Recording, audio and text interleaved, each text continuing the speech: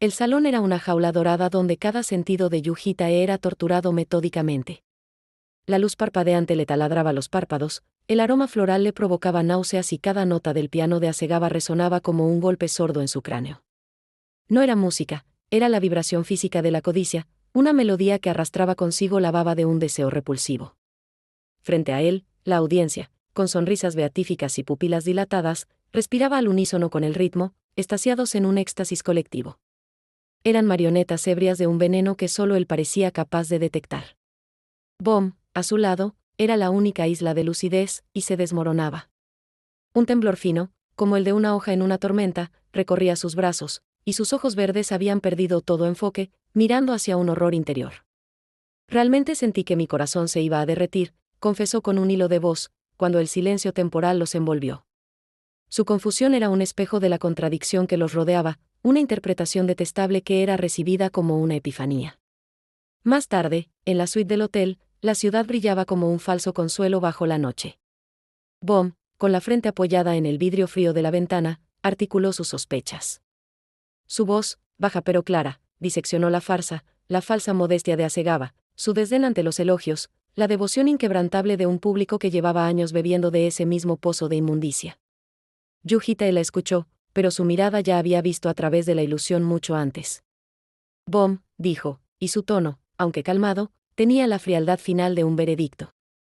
Regresa. Quería arrancarla de aquel nido de suciedad, protegerla de la maldad que sentía palpitar en las paredes. ¿Por qué te molestas en venir a un lugar repugnante como este y tratar de enfrentar estas cosas sucias, cuando tiemblas de miedo? La pregunta flotó en la habitación, cargada de una lógica fría. Böhm, sin embargo, se aferró al borde de la cama, sus pequeños puños apretados sobre la tela.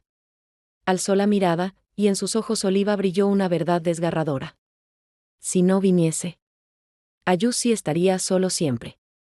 Las palabras impactaron en Yujitae con la fuerza de un hecho incomprensible.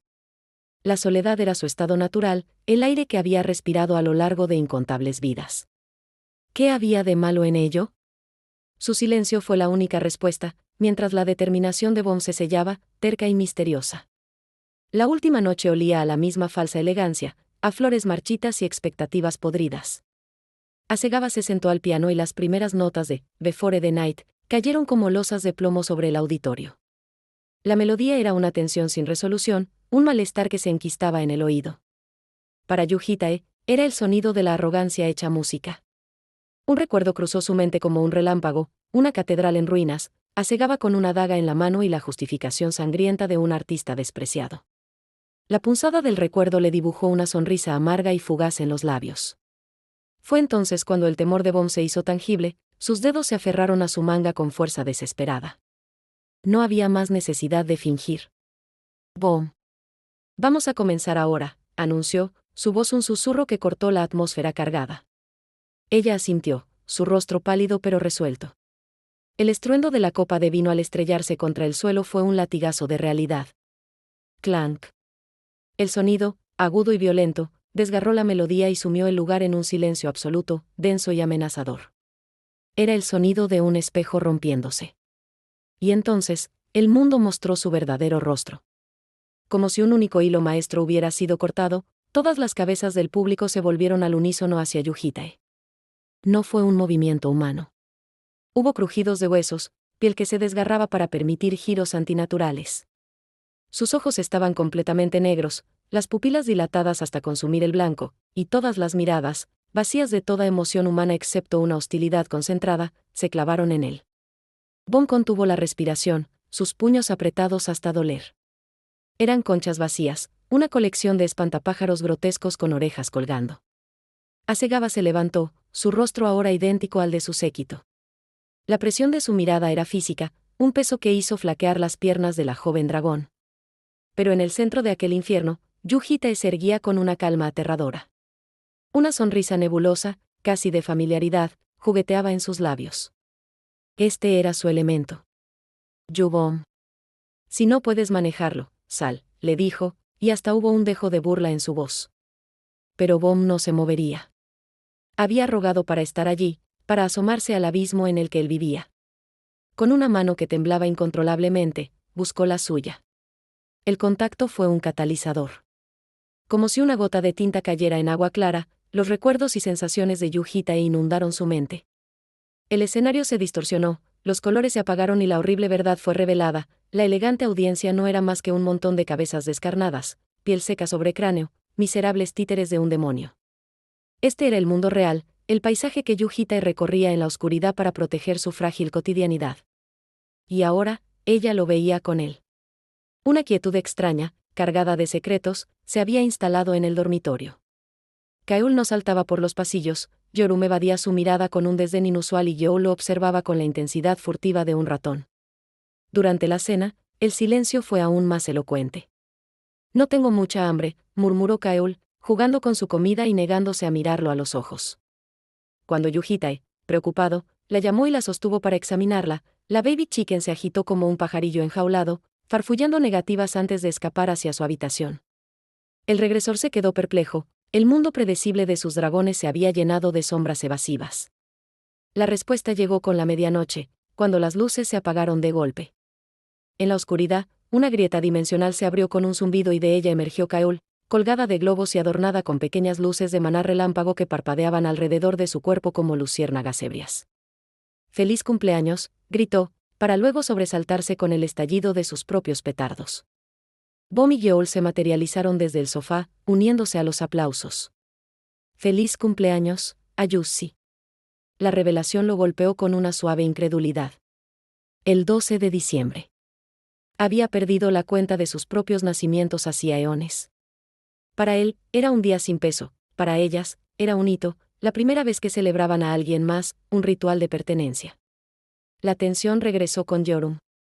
Apareció en la terraza, sus ojos rojos brillando como ascuas en la penumbra, sosteniendo el pastel con una sonrisa que prometía travesura. Yorum intentó detener la Bom, pero fue inútil. Con una risa de bruja, Yorum lanzó el pastel. En el instante congelado, Yeol reaccionó.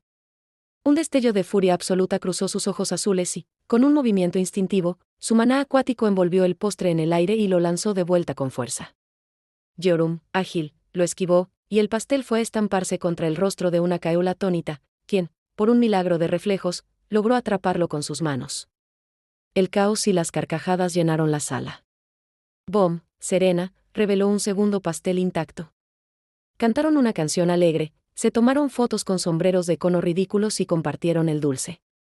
Mientras observaba sus sonrisas genuinas, Yujita comprendió que, aunque él no pudiera sentir la celebración, este frágil y desordenado momento de felicidad era un monumento en el desierto de sus repeticiones. La ceremonia de los regalos encontró a Yujita incómodo. «Está bien. No soy un niño», declaró, rechazando la idea de ser el centro de tal atención. Kaeul, con la lógica inflexible de los dragones, refutó: «Ayushi es un niñito». Para ellas, dadoras inmortales, el humano de 27 años era un cachorro. Bom, con su perspicacia habitual, vio más allá de su resistencia. «Un dependiente joven y débil aún puede dar regalos», dijo, entendiendo que para el dictador que siempre controlaba el flujo de las relaciones, recibir era una rendición, una grieta en su armadura. En situaciones como esta, puede simplemente recibirlo. Y le entregó una caja. Dentro, un reloj de bolsillo de metal, pesado y antiguo. Al abrirlo, no solo mostraba la hora, sino que una tapa secundaria revelaba una fotografía en grupo tomada en el lago de la vida, con una inscripción escrita por la mano de Bom: «Momentos divertidos, carita con ojitos felices». Una sonrisa leve, casi imperceptible, se dibujó en sus labios. Kaeul le entregó su regalo con orgullo, una tarjeta de deseos. Era un papelito que le permitiría pedirle cualquier cosa, en cualquier momento. «Incluso dinero», bromeó Yujita, haciendo que la baby chicken murmurara preocupada sobre su asignación mensual. Luego fue el turno de Yorum, quien, con una rara mezcla de desafío y vergüenza, evitando el contacto visual, sacó de su bolsillo un par de calcetines blancos, ligeramente descoloridos por el uso. «Son usados», afirmó, como si eso explicara todo. El gesto, crudo y extrañamente íntimo, conmovió más a las otras dragones que al propio Yujita. Finalmente, Yeol, con una tensión que la hacía parecer de cristal, se acercó. Tras una complicada mímica, logró que Yujita cerrara los ojos y bloqueara todos sus sentidos. Con manos diminutas y temblorosas, se subió a sus muslos y le colocó un collar. La cuerda era azul y de ella colgaba una de sus escamas, entrelazada con su propio cabello. A su vez, Ella llevaba un collar con un mechón de su pelo. No lo pierdas, susurró, y la felicidad en su rostro era tan pura que parecía irradiar luz. Él la abrazó y le dio las gracias, un gesto simple que para ella sellaba un pacto eterno. Esa noche, Yu-hitae enfrentó el misterio de hacer dormir a una Gyoul inusualmente resistente. La niña, con sueño pero testaruda, se negaba a cerrar los ojos. Bom, convertida en instructora, le enseñó el arte de los golpecitos en la espalda. Tap. Tap. No así, suavemente. Como si la estuvieras acariciando. Bajo ese ritmo cariñoso y metrónomo, Gyoul finalmente claudicó, vencida por el sueño. Entonces, la mirada de Bom se posó en él, somnolienta y desafiante. ¿Qué hay de mí?, susurró. Cuando él vaciló, ella tomó la iniciativa y comenzó a acariciar su cabello con una suavidad hipnótica. Suavemente. Así, murmuró, como en trance. Yu-hitae, confundido por la intimidad del gesto, finalmente cedió y posó su mano grande sobre su cabeza, acariciándola con una torpeza casi conmovedora. Fue entonces cuando Bom no pudo contenerlo más. Infló las mejillas, su cuerpo se estremeció y estalló en una risa silenciosa que ahogó mordiéndose el dorso de la mano. Yu-hitae comprendió, con un suspiro de resignación, que había sido víctima de otra de sus elaboradas bromas.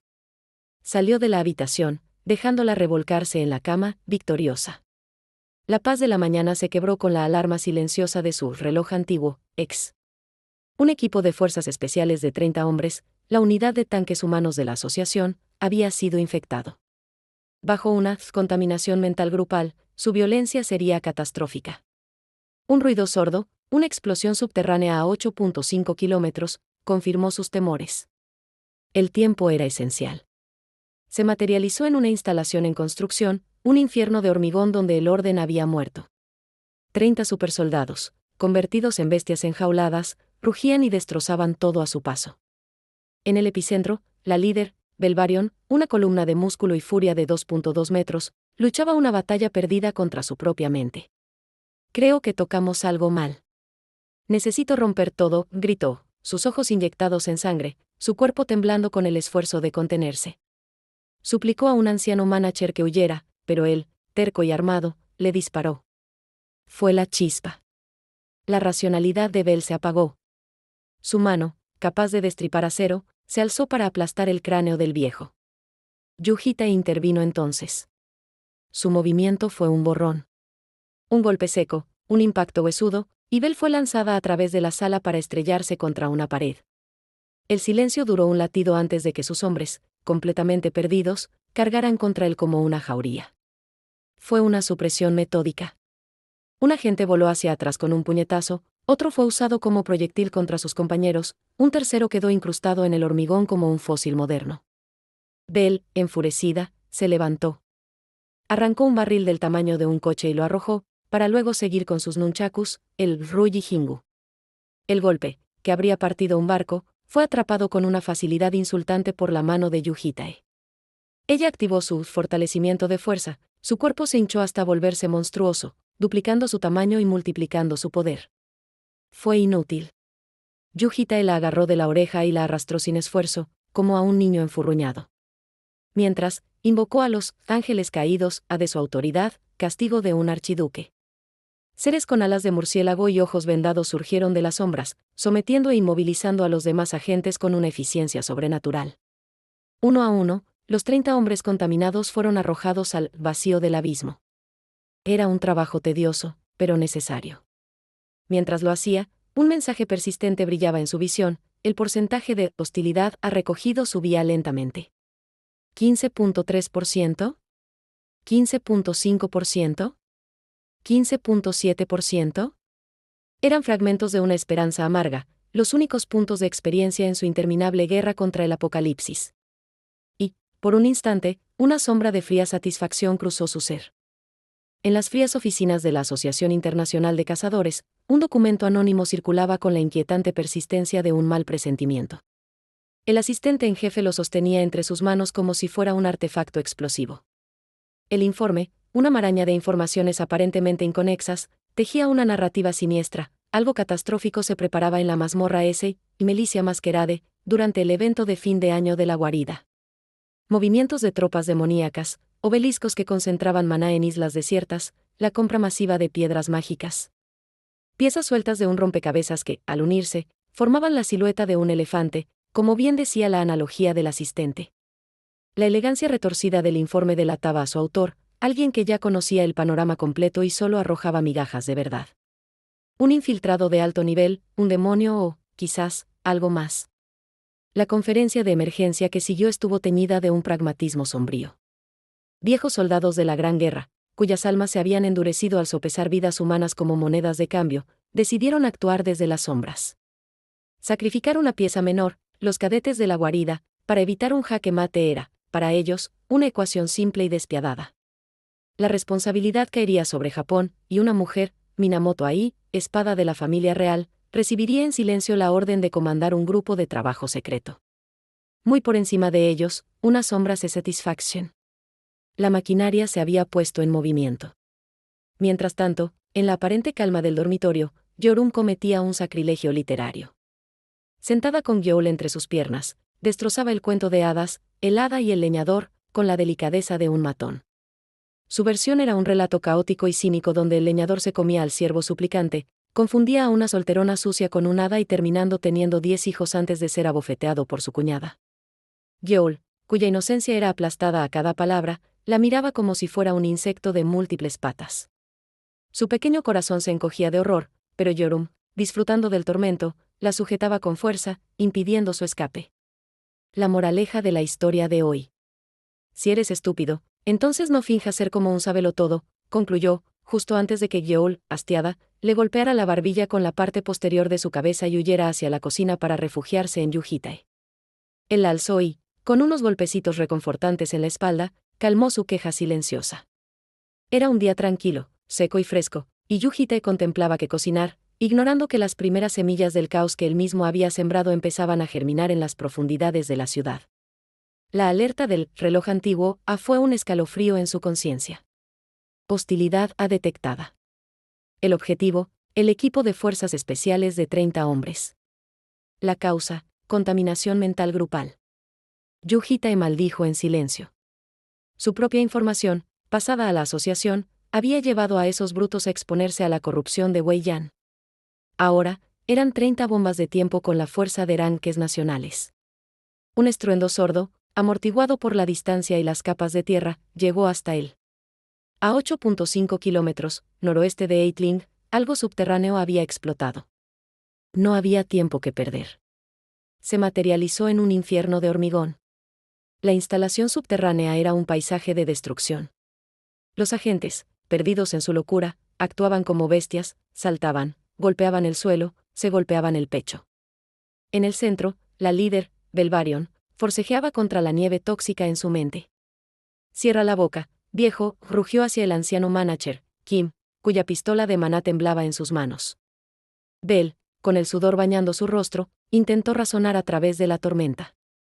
«Me siento realmente rara y la necesidad de romper todo lo que me rodea me está volviendo loca», pero el viejo, terco y valiente, disparó. La bala de maná solo causó un hormigueo en su frente, pero fue el detonante final. La racionalidad se apagó. Su mano se alzó para aplastar. Yujitae intervino. Su puño le envió a estrellarse contra una pared. Lo que siguió fue una danza de supresión brutal. Esquivó embestidas, lanzó cuerpos como proyectiles, detuvo una espada con la mano desnuda. Bell, desesperada, usó su fortalecimiento de fuerza, inflándose hasta volverse monstruosa, y atacó con sus nunchakus Rui y Jingu. Yujitae los atrapó con facilidad. La diferencia de poder era abismal. La agarró de la oreja y la somete con humillante facilidad. Mientras, sus ángeles caídos surgieron de las sombras, inmovilizando al resto con una eficiencia sobrenatural. Uno a uno, los 30 agentes contaminados fueron arrojados al vacío del abismo. Eran un problema, pero también una oportunidad. Mientras los encerraba, el reloj antiguo le susurraba al oído, el porcentaje de hostilidad recogido subía. 15.3%, 15.5%, 15.7%. Eran números fríos, pero cada decimal era un paso más en su guerra privada contra el fin del mundo. El laberinto subterráneo recibió a sus nuevos y bulliciosos inquilinos. Yu Hitae se presentó ante el aturdido equipo de fuerzas especiales como el doctor. Les explicó su cuarentena con una frialdad clínica. Si salen, definitivamente alguien será asesinado o herido por sus manos. Para su sorpresa, ellos, aún mentalmente contaminados, asintieron con una docilidad infantil. Bell, incluso, pidió equipos de entrenamiento. No podemos perder nuestro poder de combate. Yu Hitae, casi por inercia, accedió. Era un hábito adquirido al cuidar de las dragones, ese instinto de ceder a sus peticiones. BM, el enfermero, observaba la escena con sarcasmo, bebiendo vodka mientras esos bárbaros notorios se arrodillaban obedientes. Pero la paz del lugar era frágil. BM le contó a Yu Hitae sus observaciones. La armadura, Armata, preguntaba constantemente por su My Lady, perdida en su nostalgia. Y a Said Buell, bajo la luz sanadora del fragmento de Paradise, había hecho una pregunta que heló la sangre. «¿Me puedes matar?», dijo, antes de reír tontamente y llamarlo broma. Eran almas rotas, y la luz celestial solo era un parche temporal. La prueba llegó cuando Aset Buell, al ver a una de las mujeres soldado, gritó aterrorizada: «No te acerques a mí. De lo contrario, los mataré a todos». Estaba claro que necesitaban más que solo luz. Necesitaban confrontar sus demonios. Yu Hitae decidió empezar por la más vulnerable. La conversación con Aset Buell fue un descenso a un pozo de culpa y dolor. En una pequeña habitación anexa, ella se mostró errática, riendo sin motivo, jiji, mostrándole una revista de fitness que había leído 50 veces. Pero bajo la frágil alegría yacía el horror. Entre risas tontas, relató el evento que quebró su vida en la 7ª repetición, un fuego amigo de la asociación durante un ataque de monstruos. Ella, maestra de un orfanato, había escondido a los niños en un dormitorio, convenciéndolos de que contaran hasta 10.000 mientras ella hacía de cebo en la sala. La bomba cayó sobre el dormitorio. Yo era la única sobreviviente. Su sonrisa era una máscara de agonía. No, fui yo quien los mató. Su deseo de borrar los recuerdos chocaba con un terrible dilema. Si ella olvidaba, esos niños morirían por segunda vez, borrados para siempre. Yu Hitae no le ofreció consuelo ni enemigos a quien culpar. En cambio, le dio una daga y una verdad desnuda. No hay una respuesta correcta en la vida. Sus palabras eran frías y secas como la tumba. Si quieres morir, puedes. Si no hay nada que valga la pena esperando en tu vida, es mejor terminarlo ahora mismo. Colocó el arma frente a ella. Aset Buell, con dedos trémulos, tocó el filo. Pero entonces, él le habló de la esperanza. El tiempo que pases para alcanzar eso, es la vida. Le preguntó si aún albergaba un deseo, por diminuto que fuera. Entre lágrimas y risas, ella confesó su esperanza más grande e imposible: quería cambiar esta era para que ningún otro maestro de orfanato tuviera que vivir su horror. ¿Pero qué puedo hacer? Es tan obvio que tropezaré en el camino. Está bien incluso si no lo alcanzas, dijo él. Si quieres vivir, entonces mata a tu yo del pasado. Abre los ojos y vive el presente. Esas palabras, duras como el diamante, encontraron un eco en su corazón devastado. Una chispa de determinación nació de las cenizas de su desesperación. La vida en el dormitorio continuaba con su frágil normalidad. Yeol, en su nueva fascinación por la comida, eligió un sashimi de raya fermentado para la cena. El resultado fue un choque cultural olfativo. El olor a amoníaco del sambab hizo que su rostro se contrajera en puro desconcierto y luego en agonía. Una lágrima asomó en su ojo mientras masticaba con desesperación, negándose con vehemencia a que Yu Hitae se comiera el plato venenoso. Kaeul, por su parte, llegó a casa con el ánimo por los suelos. Bom, observadora como siempre, notó su tristeza y se lo hizo saber a Yu Hitae. Se veía un poco triste estos días. Al ser interrogada, Kaeul finalmente confesó su secreto: había encontrado un pollito salvaje en los arbustos cerca de la academia. Un pequeño ser esponjoso, amarillento y sucio, que huía de ella cada vez que intentaba acercarse. Su mayor deseo era ganarse su confianza. Cuando conoces a alguien por primera vez, ¿cómo abre su corazón?, preguntó con genuina curiosidad. Yu Hitae, reflexionando sobre su primer encuentro con ella, tuvo una epifanía. Comida, respondió. La solución fue simple: huevos duros. Esa noche, Yu Hitae, Kaeul y Yeol se convirtieron en centinelas tras los arbustos. Esperaron en silencio hasta que el pollito apareció, piando con timidez y picoteando restos del suelo. Kaeul, con el corazón en la mano, se acercó con un cuenco de yema de huevo. «Come esto, es comida». El pollito, cauteloso, retrocedió, pero una vez ella se alejó, se acercó y devoró la ofrenda. La alegría de Kaeul fue inmensa. Durante días, repitió el ritual, y el pollito aceptó su comida. Llegó a confiar lo suficiente para piar un «gracias» después de comer. Kaeul, eufórica, declaró que ya podía manejarlo sola. Pero al día siguiente, el pollito no apareció. Preocupada, Kaeul rastreó su olor. La pista la llevó directamente al distrito de entretenimiento, y lo que era más inquietante, el rastro se mezclaba con el de otras bestias espirituales. La simple búsqueda de amistad de la Baby Chicken acababa de tropezar con algo mucho más grande y potencialmente peligroso. Claro, aquí tienes un resumen narrativo de los primeros 5 capítulos, fiel a las instrucciones proporcionadas. En la cima silenciosa de una torre de reloj, Yuji Tae era una estatura de sombra y silencio, su presencia aniquilada hasta volverse una más con la piedra.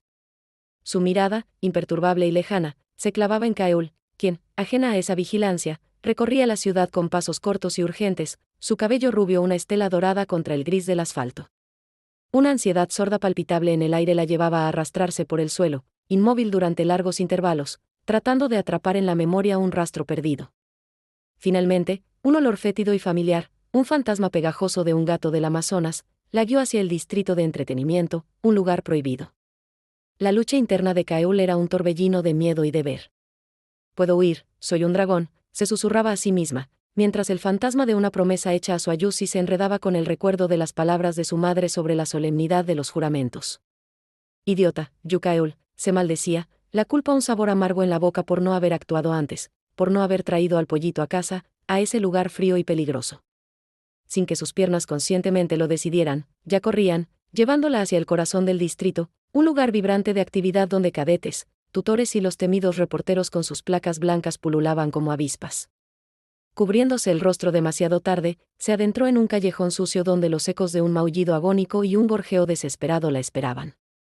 Al asomarse, el corazón se le heló, 3 gatos grotescamente erguidos sobre sus patas traseras, bestias espirituales con garras como dagas, acorralaban y atacaban a una pequeña bola de plumas amarillas.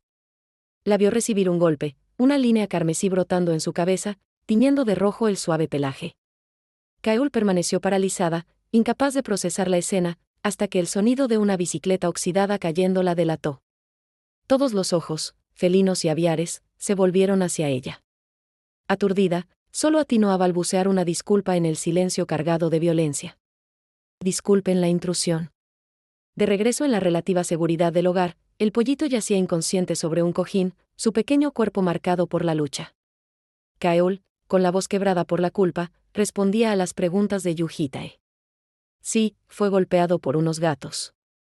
Una llamada a Bom, la dragón verde, trajo el consuelo de la magia curativa. Una luz esmeralda, cargada con el maná sanador de su raza, bañó al pollito, filtrándose en sus heridas mientras Kaeul y Yeol observaban con los puños cerrados, conteniendo el aliento. Minutos después, unos ojos diminutos se entreabrieron. El pollito, débil, intentó ponerse de pie solo para desplomarse. Bebió el agua que Yeol le ofrecía con manos temblorosas, y entonces, su mirada se encontró con la de Kaeul. Un suave gorjeo, cargado de un significado que solo ella parecía intuir, llenó la habitación. La conexión se había forjado en el fuego de la callejuela. Mientras la frágil normalidad se restauraba en el apartamento, en las profundidades de la tierra, en una cámara de adoración impregnada de incienso y sombras, las llamas carmesí se alzaban hacia un techo invisible. Wei Yan, un demonio al borde del rango desastre, quemaba ofrenda sus plegarias, un susurro venenoso dirigido al abismo. Anhelando que un cadete en la inminente milicia masquerade recibiera la gracia de su lord, un poder que se sumaría al suyo. La ceremonia fue interrumpida por la llegada de 2 figuras que hicieron que la arrogancia de Wei Yan se desvaneciera, reemplazada por una servilidad cuidadosamente calculada. La primera era Isaile Califa, la ingeniera demonio, cuyo cuerpo articulado se movía con la precisión inquietante de una marioneta, sus ojos vacíos como pozos sin fondo. La segunda era un hombre de rostro elegante y antigua prestancia, cuya sola presencia saturaba la estancia de una autoridad ancestral, Noah, el asiento del más profundo deseo, uno de los 5 demonios de rango catástrofe en el mundo. La conversación fue un baile de cuchillas afiladas, hablando de la muerte de Asegaba, otro catástrofe, como quien habla de eliminar basura. Wei Yan, con una reverencia profunda, suplicó la ayuda de Noah para su ascenso a un asiento, para completar su gran esquema. Noah, envuelto en una aura de misterio impenetrable, observaba el altar con una mirada que parecía ver a través del tiempo mismo, susurrando palabras incomprensibles, un presagio de la tormenta que se avecinaba. Mientras las conspiraciones se tejían en la oscuridad, en el apartamento la vida seguía su curso. El pollito, bautizado como Chirpy por Kaeul, comenzaba a mostrar su verdadera naturaleza. A través de los gorjeos que Yujitae podía entender gracias a la caída de Babel, el pequeño Razer, descendiente del agente ave de Caimán, revelaba sus traumas. Prefiero que dejaras de tocar mi pelaje, parloteaba, su cuerpo temblando ante los recuerdos del centro de cría, de humanos que lo tocaban mientras le daban malditas drogas. Sin embargo, la persistente y suave caricia de Yeol, que no entendía sus palabras pero sí su dolor, lentamente comenzaba a calmar sus temores. La paz se rompió con la aparición de Yorum, quien con la brutalidad casual de quien está por encima de todo lo examinó, lo olió y hasta lamió su pico, provocando un grito de terror en Razer antes de arrojarlo de vuelta a Kaeul con desinterés. Mi diosa ha muerto, gorjeó el pollito, devastado. Pero fue el tormento juguetón de Yorum, alejando su plato de comida, lo que sacó a relucir su verdadero carácter. Una tensión extraña fluyó entre ellos, y por primera vez, una maldición cruzó la mente de Razer, esta perra. La semilla del conflicto, incluso en la inocencia, había sido plantada.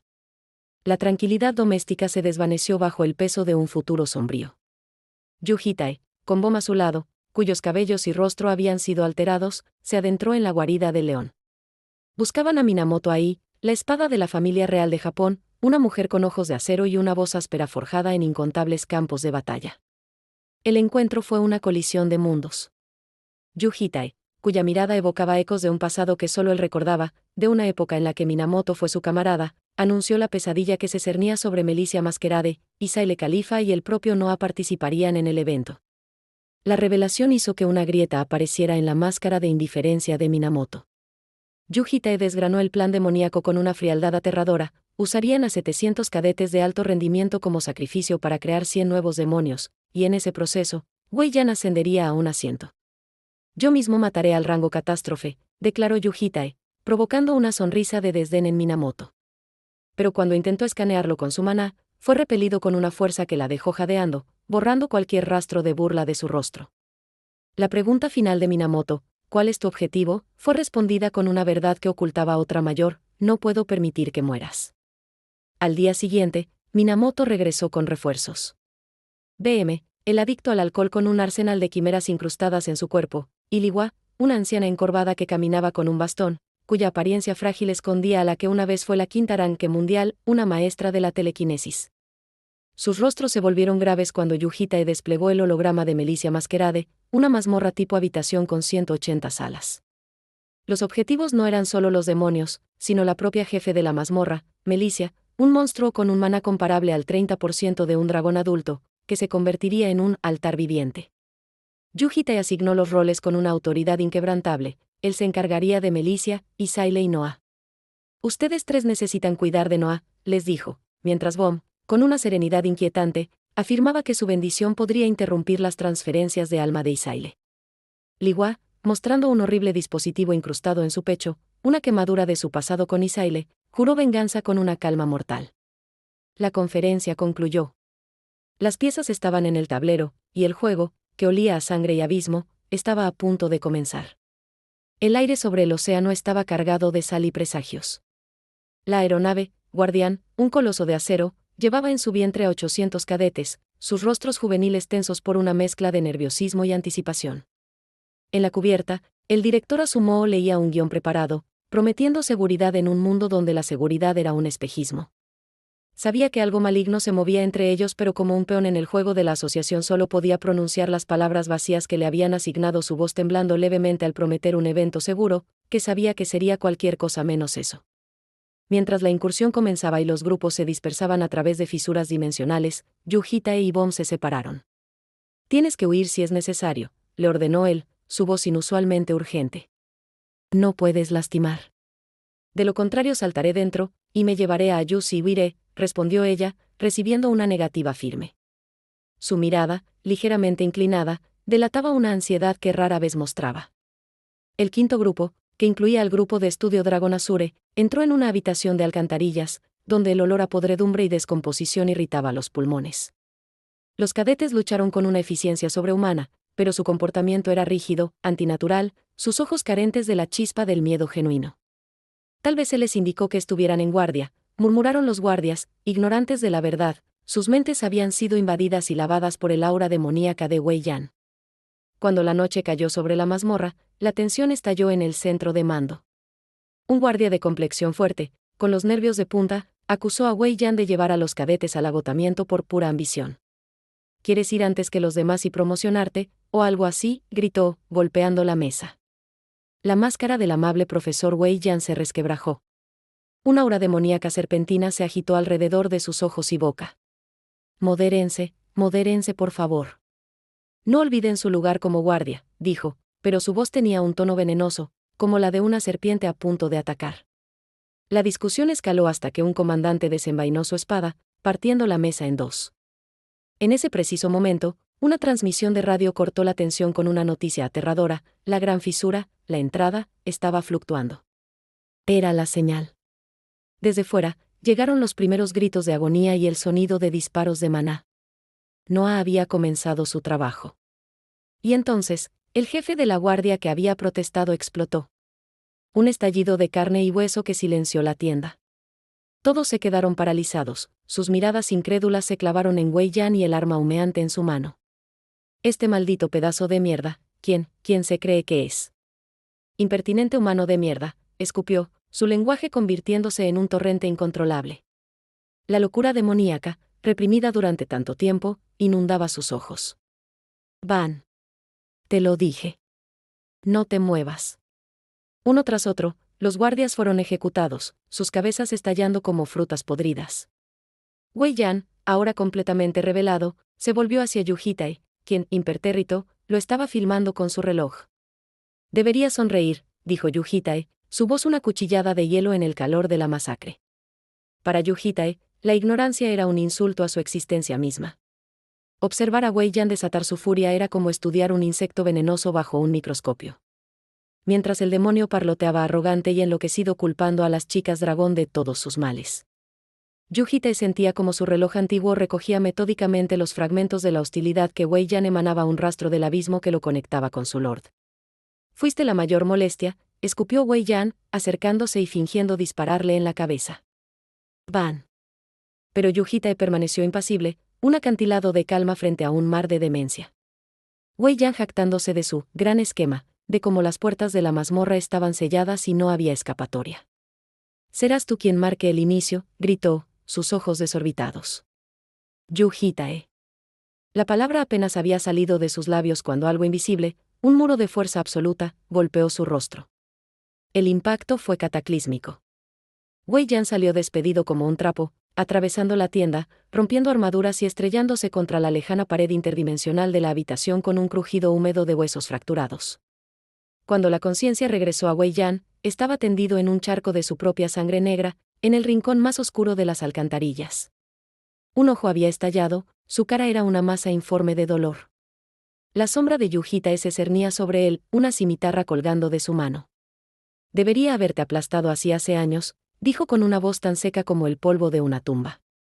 Wei Yan, tosiendo coágulos, intentó gritar: ¿Quién, demonios eres? Pero su voz era solo un quebrado susurro. Yu Hitae le arrojó un transmisor de radio. Justo entonces, llegó la transmisión que sellaba su destino: la gran fisura, la entrada de la mazmorra se está derrumbando. No estaba siendo sellada, estaba siendo destruida.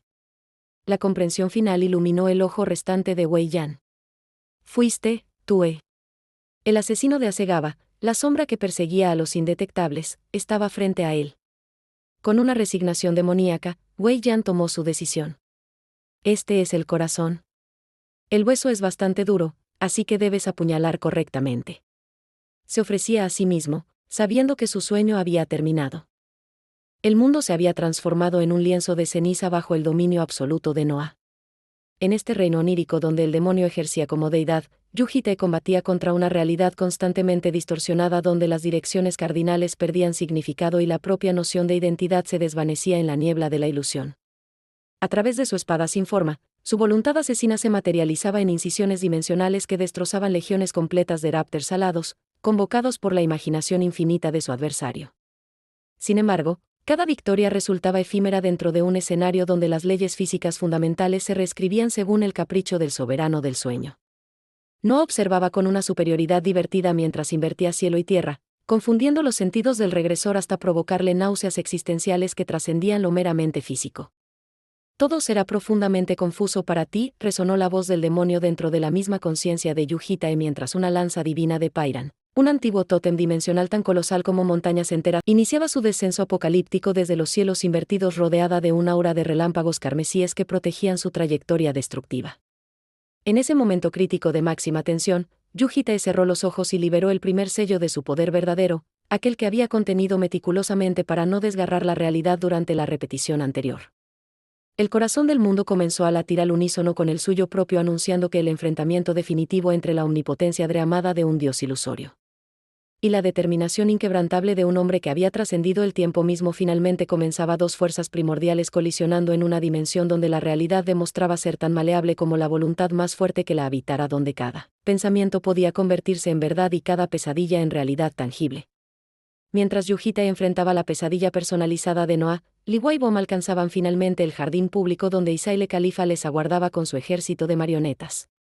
La anciana telequinética no malgastó ni un segundo en palabras huecas o amenazas vacías, cargó inmediatamente contra la ingeniera demonio con toda la furia acumulada durante décadas de dolor y anhelo de venganza. El aire mismo pareció estremecerse ante la forma pulverizadora del monte Tai, donde miles de cuchillas invisibles destrozaban los drones avanzados de Isaile antes de que estos pudieran siquiera reaccionar adecuadamente. Sin embargo, la demonio no era oponente fácil y contraatacó desplegando la totalidad de su ejército personal, compuesto por marionetas biomecánicas y golems forjados en Mitrium, ese metal legendario que anulaba por completo las habilidades telequinéticas externas. Bom, observando estratégicamente desde detrás de las colinas cercanas, comprendió rápidamente que jamás podría igualar el control sutil del Liwa, pero utilizó su voz de dragón para ordenar a la naturaleza latente del jardín que floreciera con urgencia. Nubes de polen azul de Friboa saturaron inmediatamente la atmósfera, imitando bajo su comando los efectos de la telequinesis avanzada. Juntas la anciana experimentada y la joven dragón lograron contener eficazmente a Isaile hasta que Liwa reunió cada gota de su poder restante en un único punto de aniquilación que absorbió vorazmente a la demonio y todas sus creaciones mecánicas. Creyendo erróneamente la batalla completamente ganada, ambas bajaron inconscientemente la guardia, un error que resultaría casi fatal. La Isaile, recién derrotada, era solamente un títere avanzado, cuya cabeza separada se lanzó autónomamente como bomba final de destrucción masiva. Bom reaccionó con un instante de retraso, abrazando protectoramente a Liwa cuando la explosión nuclear artificial las envolvió por completo, cumpliendo así la providencia que había vislumbrado anteriormente pero que no había logrado evitar completamente. No asintió el momento exacto en que Isaile Numberto se autodestruía catastróficamente en el jardín público. Con Wei Yan confirmado muerto y su principal ingeniera ahora desaparecida, su gran esquema se desmoronaba irremediablemente, pero un demonio de rango catástrofe nunca carece de planes de contingencia elaborados.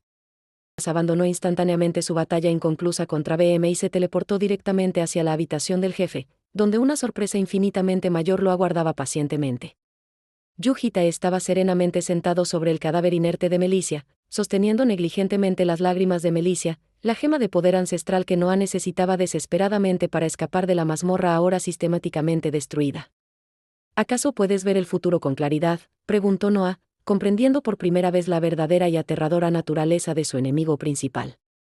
Yujitae no respondió verbalmente. En su lugar, se abrió ritualmente la garganta con su propio pulgar e inició inmediatamente el enfrentamiento verdadero que ambos habían estado posponiendo. Noah liberó completamente a su devorador de sueños, tiñendo la gigantesca habitación del jefe con colores aromáticos que chupaban la vitalidad del espacio mismo. Este es el mundo permitido solamente para mí, declaró con arrogancia, pero Yujitae ya estaba en movimiento coordinado, su espada sin forma cortando elegantemente el espacio-tiempo mientras el sello final de su poder se deshacía por completo irrevocablemente. Mientras tanto, Minamoto y sus exhaustas fuerzas especiales contenían heroicamente a los demonios restantes en la habitación 156, luchando desesperadamente por sus vidas contra enemigos medio insensatos pero brutalmente fuertes. Comprando valiosamente el tiempo que Yujitae necesitaba críticamente para completar su misión final de aniquilación total del peligro demoníaco inminente que amenazaba con devorar a todos los cadetes supervivientes atrapados dentro del laberinto dimensional colapsante progresivamente. En el intrincado mundo de sueños de Noah, Yujitae se adaptaba metódicamente a la omnipotencia distorsionada mientras libraba una batalla cosmológica de imaginación pura contra voluntad inquebrantable. Donde Noah creaba ejércitos infinitos desde la nada, Yujitae los deshacía meticulosamente con pura intención asesina concentrada. Donde el demonio alteraba caprichosamente las leyes físicas fundamentales, el regresor las forzaba implacablemente a obedecer su propia realidad percibida. Era una guerra metafísica que se desarrollaba simultáneamente en múltiples planos de existencia superpuestos, donde cada pensamiento se convertía en un arma y cada recuerdo en un escudo. Mientras tanto, Bon se teleportó milagrosamente fuera del epicentro de la explosión con Liwa ahora gravemente herida. La anciana había sobrevivido por los pelos gracias exclusivamente a la intervención oportuna de la joven dragón verde. BM llegó cojeando dolorosamente para unirse finalmente a ellas, su cuerpo destrozado pero milagrosamente vivo después de contener exitosamente a Noah el tiempo suficiente requerido. Los 3 exhaustos sobrevivientes se reagruparon tácticamente mientras la mazmorra entera comenzaba a colapsar estruendosamente alrededor de ellos. Las paredes dimensionales crujiendo audiblemente bajo el estrés indescriptible de las batallas titánicas que ocurrían concurrentemente en su interior profundo. Minamoto y sus diezmadas fuerzas especiales se retiraban estratégicamente cubriéndose mutuamente, habiendo cumplido su objetivo principal de distracción masiva a un costo terrible en vidas valiosas sacrificadas. Todos los presentes entendían intuitivamente que el destino de todo ahora dependía exclusivamente de un único enfrentamiento epílogo en la habitación del jefe, donde 2 seres que trascendían completamente la comprensión humana convencional luchaban encarnizadamente no solo por la victoria momentánea sino por la naturaleza misma de la realidad y el derecho a definir la existencia futura de todos los involucrados, directa o indirectamente en el conflicto apocalíptico. La batalla final trascendió completamente lo físico cuando Noah activó la autoridad completa de su estigma ancestral, fusionando su conciencia permanentemente con el mismo tejido constitutivo del mundo de sueños que había creado. Yo soy el único Dios verdadero aquí, resonó omnipresentemente su voz en cada partícula de existencia dreamada, pero Yujitae mostró finalmente porque había sido capaz de rebobinar el tiempo una y otra vez a través de incontables repeticiones. Su espada sin forma se manifestó entonces como un concepto puro e intangible, cortando no la carne perecedera sino la misma conexión espiritual de Noah con el abismo que le otorgaba poder. El demonio contraatacó furiosamente desgarrando la dimensión con sus garras conceptuales, pero Yujitae ya había experimentado esta batalla idéntica numerosas veces. En repeticiones pasadas ahora borrosas, y conocía anticipadamente cada movimiento posible dentro del repertorio de su adversario. Cuando Noah intentó ejecutar su técnica definitiva de aniquilación absoluta, el regresor ya estaba esperando allí estratégicamente, su mano atravesando etéreamente el pecho del demonio no físicamente, sino existencialmente a nivel conceptual. Tu pretendida eternidad termina definitivamente hoy, declaró Yujitae por primera vez durante todo el enfrentamiento. Y Noah comprendió demasiado tarde que enfrentaba a alguien que había trascendido no solo el espacio tridimensional, sino el tiempo lineal mismo, siendo dueño de su propio flujo temporal personal. El mundo de sueños se desvaneció gradualmente junto con su dios autoproclamado y Yujitae se encontró súbitamente de vuelta en la habitación del jefe destruida completamente solo con el cadáver inerte de Noah y el silencio sepulcral de una batalla cósmica, finalmente terminada. Afuera, la mazmorra completa se desintegraba sistemáticamente, y con ella, la amenaza inmediata de los indetectables. Pero el regresor sabía profundamente que esta victoria representaba solamente un respiro temporal dentro de su guerra eterna particular contra las fuerzas que constantemente amenazaban la frágil existencia de aquellos que había jurado proteger a través del tiempo y el espacio infinitos.